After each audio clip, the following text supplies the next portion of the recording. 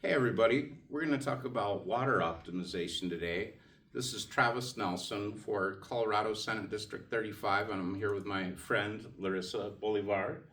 I've always had a passion to fight for our water in rural Colorado. I'm a strong supporter of the rebuild of Cacharis Reservoir number 5 in Werfeno County. That's essentially 20 times bigger than any storage vessel in our county. Through rebuild and optimization of Cacharis Reservoir number 5, we would be able to double our water capacity for municipalities of Gardner, Levita, Cachara, and Walsenburg. And there would be so much more water optimized through that storage that we'd actually be able to supply development of the I-25 corridor in Werfeno County, which would create a huge tax base for our desperately needing county. And there would be so much water left over that you could even serve the outer core of Colorado City. That's essentially 10,000 unserved lots for building. Through development and optimization of that water, it would create a $5 billion tax base for Pueblo County. So Pueblo County, if you need a reason to support it, there it is.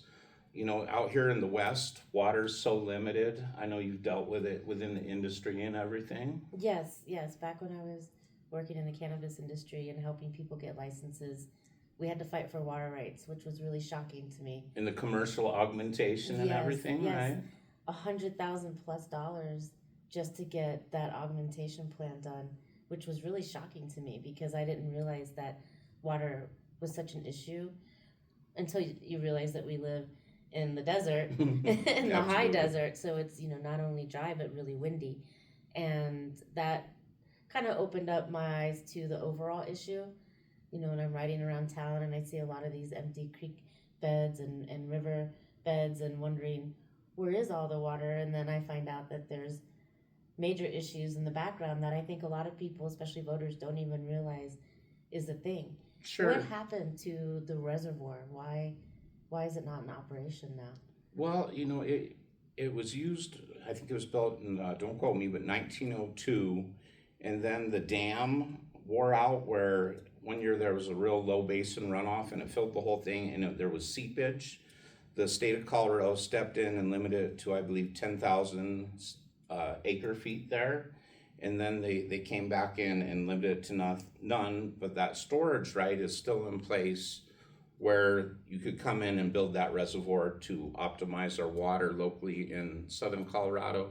And for those of you who may not understand water optimization, that was my next question. Can you explain what water optimization looks like to people and to voters? It's simple. It's storage, building reservoirs, repairing existing reservoirs, increasing capacity through building on the dams, pipelines to move that water around, and basically being able to cycle it where you take it uphill, use it, treat it, and then that water comes back down through the drainage. And what has been the result of not having these water optimization efforts? It limits your growth. It limits your agriculture. It limits your commercial. It limits your residential.